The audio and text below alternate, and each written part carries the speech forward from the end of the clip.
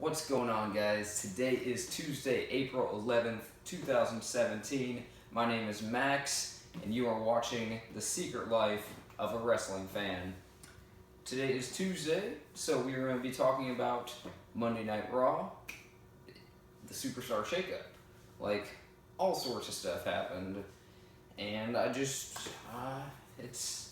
it's a few things we gotta talk about. First, let's talk about who now is on Raw, and then we'll kind of go deeper into that. We've got The Miz, former Intercontinental, former WWE, multiple-time tag team champion. You have Dean Ambrose, and not super stoked on that. You've got Bray Wyatt, the very recent WWE champion, which is pretty nice. You've got Kalisto, Apollo Crews, Rhino and Heath Slater. Not super stoked on that last one. You've got this new guy. I don't know his name. I had to look up his name. He was in on the tag team match that happened. His name is Elias Sampson, and he is known as the Drifter. And I guess he was on NXT. And the main roster debuted him, but not really. It was just some dude coming out with a guitar near where the announcers were. Honestly, it could have been a fan, because that was just a random little segment. He didn't do anything. He didn't interrupt the match. He didn't talk. He just he drifted. There you go. You had Alexa Bliss and Mickie James. That was pretty big. And what I hear, I don't know if this one's true, is Kurt Hawkins is also on Raw. Alright, so let's start with The Miz. I'm very happy that he is done messing around with the whole just attacking John Cena thing. He did come out dressed as John Cena, so I just hope that just goes away real soon. Also glad he's not doing that weird scarf thing that he was doing for a while, where he looked like a futuristic Jedi. Anyways, I'm glad he's on Raw. I'm not glad that Dean Ambrose is on Raw, because that means that the United States Championship is more than likely going to SmackDown. And right now it's Kevin Owens versus Chris Jericho for the United States Championship. Now, either that could mean many things. It could mean Kevin Owens is going to SmackDown, retains the United States Championship. It could mean Chris Jericho's going. It could mean that neither one of them go, but someone from SmackDown challenges KO or Chris Jericho the next pay-per-view. I don't know. I don't know what's going to happen. It could also mean the Intercontinental Championship goes back to SmackDown. I don't know. I am wanting to find out, because I don't want there to be two championships like that. It should be Intercontinental and WWE, or the Universal, and the other one should be the United States and WWE or Universal. Don't put both of them on the same show. That's all I'm saying. Who else? Bray Wyatt. Bray Wyatt's on Raw. That's good. I actually liked him more on SmackDown. I felt he had a bigger push there, but I guess we'll see. He was talking to Finn Balor, which I think would be an interesting rivalry. I'm sure they've faced me many times in the past with NXT and all the indie stuff. I'm sure they know each other very well, and they'd have good ring chemistry. I just think he'd be better on SmackDown. His character seems better on SmackDown. Apollo Crews. I like Apollo Crews. I feel he's a very gifted athlete. Honestly, if we're talking about what surprises I thought could happen, I thought Shelton Benjamin. I really did. I thought Shelton Benjamin would be coming back to Raw. Hopefully tomorrow, or hopefully tonight, he comes to SmackDown. Who knows? He is cleared. We do know that at just before WrestleMania, Shelton Benjamin stated on social media that he's cleared for action, and that's awesome because WWE was talking about bringing him in before he got hurt. Anyways, Kalisto, he's like a pinball. He goes everywhere. I like Kalisto a lot. He's a former United States champion. He needs to work on his mic skill, but his in-ring skill is very enjoyable. He's done some great ladder matches. I think he faced off against Luke Harper in one, and it got voted like OMG Moment of the Year. So I like Kalisto a lot. Rhino and Heath Slater, not big fan. They will make the tag team division a little more funny, maybe, because they're comic wrestlers. They're definitely jobbers. They're not main eventers. So we'll see about that. Like I said, the Drifter guy came in. Alexa Bliss, Mickie James. I was very excited for Alexa Bliss. That was a great entrance. She stopped all the nonsense with Sasha Banks and Bayley, which I've been getting tired of, honestly.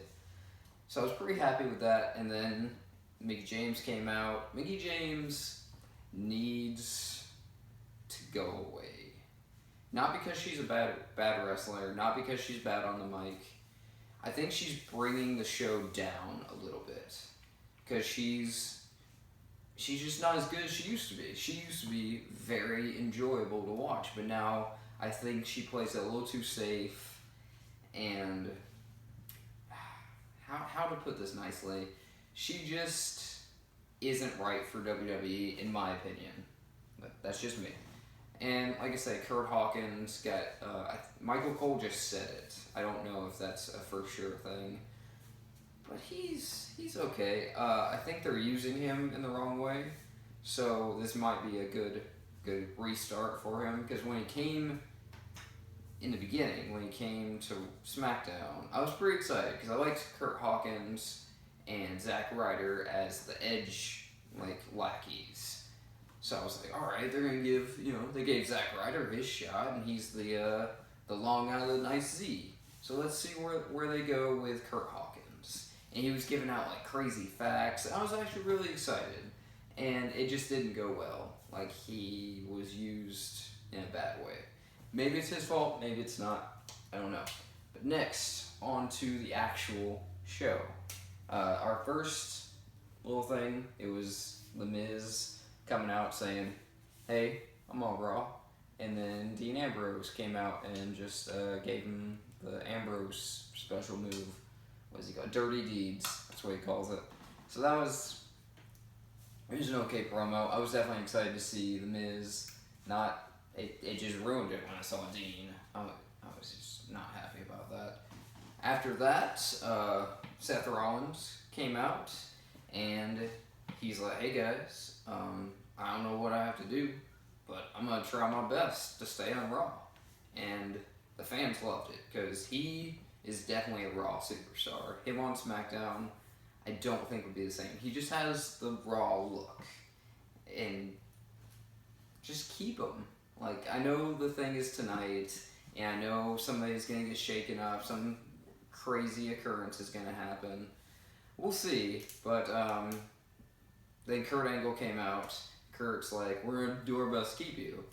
So, that happy moment, yay. And then, Samoa Joe interrupts and hits him, and they fight, and then Seth Rollins throws him out, and then it's Seth and Kurt just in the ring. It was an odd end to that promo. I get that a lot of promos you can't just end, because it's Monday Night Raw, and there has to be, aggression and nonsense. After that was an interview with Kevin Owens, and Kevin Owens was asked, what do you think of Dean Ambrose coming? And he was like, I don't care.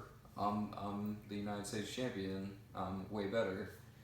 And I guess that little promo kind of built into the match that happened at the main event that night, which was Dean Ambrose versus Kevin Owens, which Dean Ambrose won, unfortunately.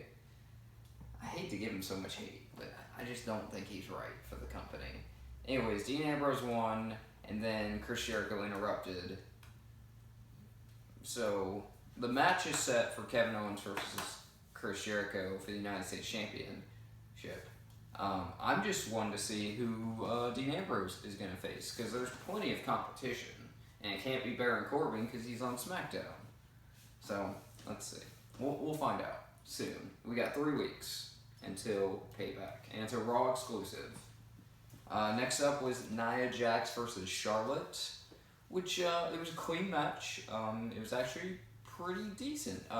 Charlotte did a top rope moonsault from to the outside and hit Nia Jax like right with her knee. It was a beautiful move. She did it very well, and so it was a good match. I enjoyed it quite a bit, but Nia Jax won. Definitely pushing her a bit more. Honestly, Charlotte looked kind of out of it in the match. She might be suffering an injury. Maybe she's going to take some time off.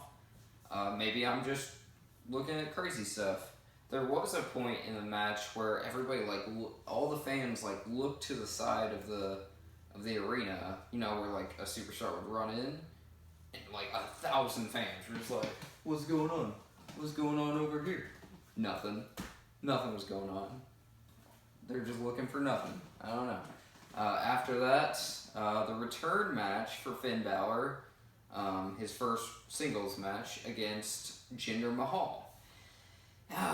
And I watch all these on Hulu, so when I'm watching it, sometimes they don't show both entrances, and when they do, I pretty much know who's going to win.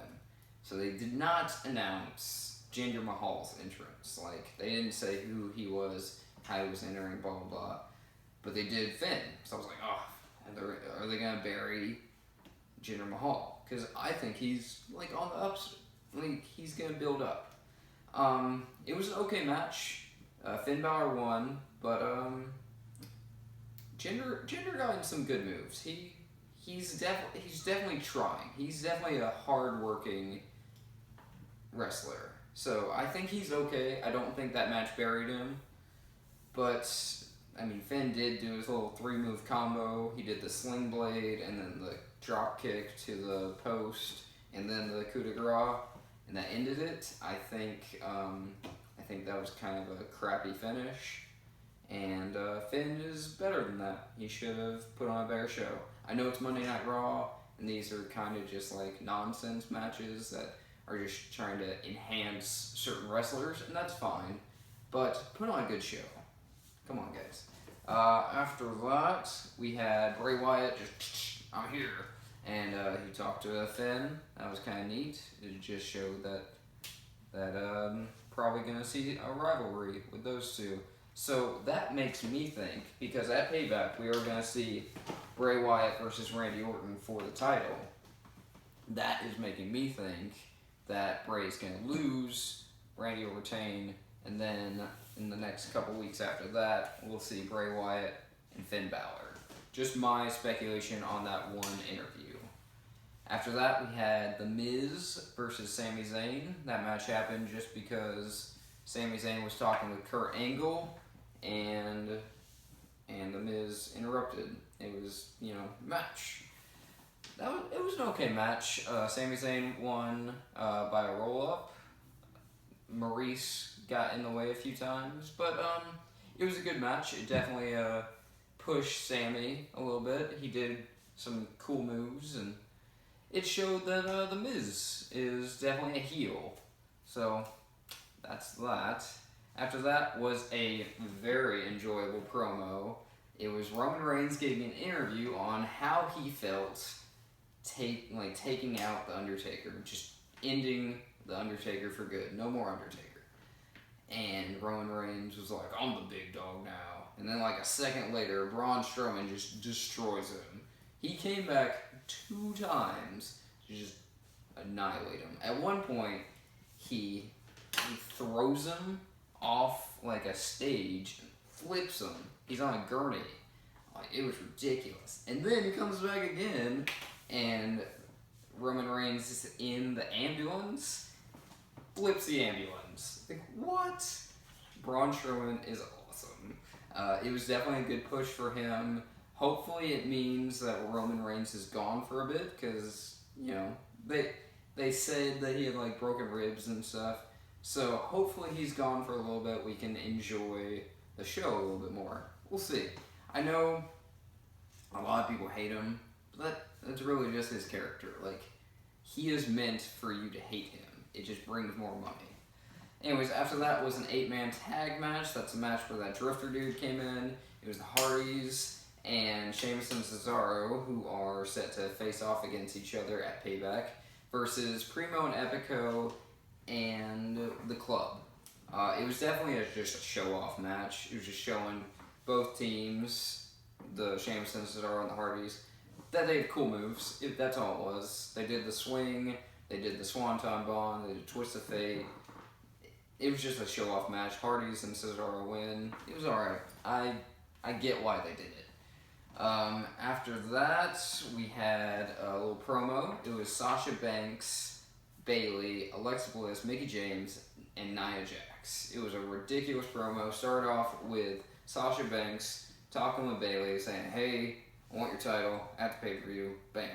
And Alexa Bliss came out. She was like, "You two are annoying. Shut up." After that, Mickie James came out. She was like, "Hey, I'm here to fight you, Alexa." It was kind of a nod. That part I could have left out. And then Nia came out and just hit everybody, except Alexa, who just ran out. And it was beautiful. I'm excited to see how the women's division kind of evolves from this point, because, you know, we got Alexa Bliss, who's very good. She's very good in the ring, on the mic. She's great. I definitely want to see her work with Charlotte. It'd be interesting to see her work with Nia Jax. It's a very different enemy. So hopefully it's a good women's division because of who just entered. I hope that tonight we don't see anyone important leave, because SmackDown has some good female wrestlers. It's got Becky Lynch, it had Alexa, it had Mickie, but we'll see. Maybe Sasha will get pulled over, maybe Charlotte. We'll see. After that, our main event, which was Kevin Owens versus Dean Ambrose. Like I said, Dean Ambrose wins, Chris Jericho interrupts.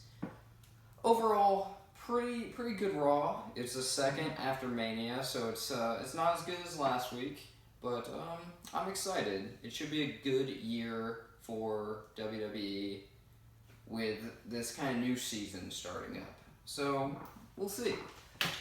That's it for me, guys. Be sure to like, share, subscribe, tell all your friends, and I'll see you guys next time.